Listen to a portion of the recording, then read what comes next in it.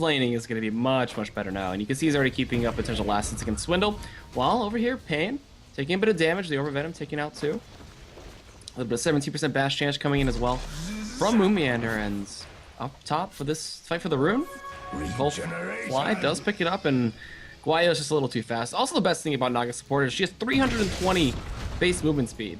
Oh, we get a charge down bottom though. That 17% bash came out onto Pain, and he'll get another one. That's 2 bashes in 3 hits, and that is going to be a first blood for Z-Freak, bringing him up to level 2 and giving him that Janata slow. So he is going to be even more of a menace here on this bottom lane. Unfortunately, the Lion, being only level 1, could only deal with one jump from the Spirit Breaker and couldn't deal with that charge.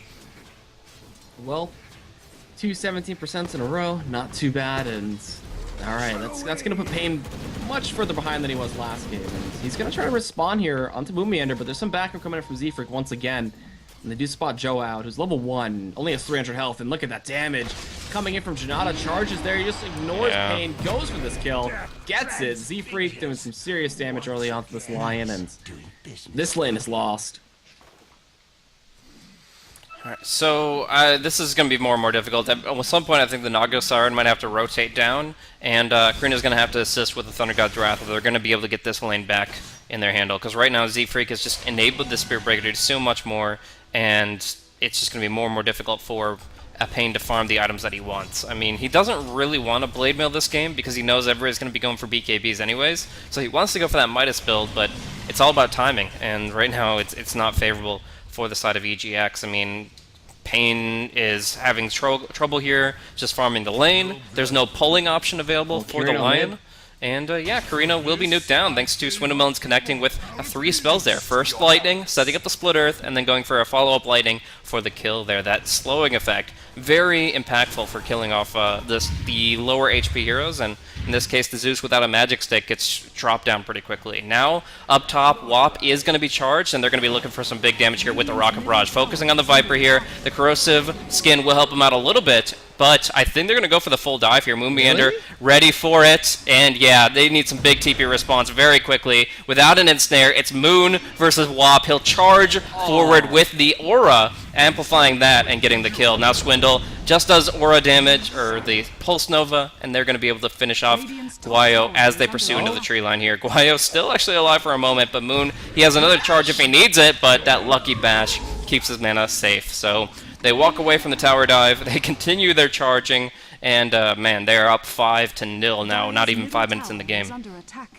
Well, charging onto Pain, it seems. They wanted to go for potentially another kill down here. If they can find Joa, this is not too hard of a kill. He's only got 500 health, so charging down, Pain. He's got to realize it by now. He might let it connect and they try to bait it? No.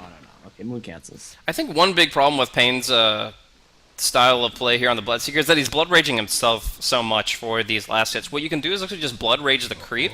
It does give more damage to the hero that might try to deny it, but if you're confident in your last hitting, you can just Blood Rage the creep instead of yourself, and that'll give you so much more. He's actually going to miss the Blood right here, and Blood Rages himself again. Z-Freak gets the Janata. Moon kind of could have gone for the charge, but obviously Joa would have provided 2 different disables to try to get him out.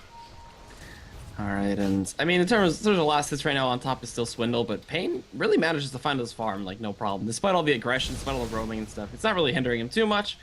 And, you know, he sees Z-Freak down here, and, okay, Moon, going for the charge. Oh, there's the Hex. There we go. That's the response we need, finally, coming out from Joa. It's just, he's been either out of mana or under-leveled. He's only been level 1 and can only do so much. So it's really just a tough position where you just need more at all times. We do now see Carino has level 6, and he's got actually 3 points in Arc Lightning. So he's been using that to kind of make up for the last hit deficit against the Leshrac.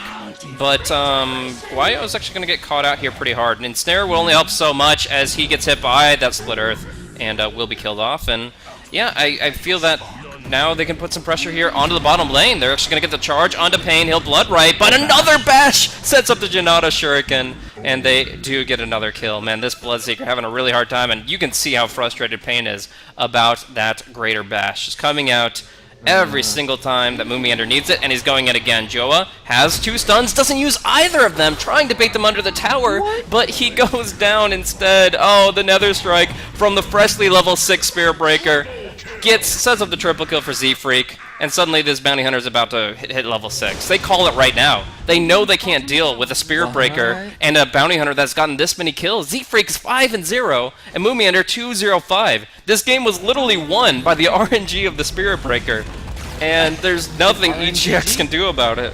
RNGG. It happens. Well, a little bit of rage. You could tell, like you said, how frustrated he was. That is really unfortunate at times when that happens, but 6.5 minute game, one of the fastest games in in this batch, I guess.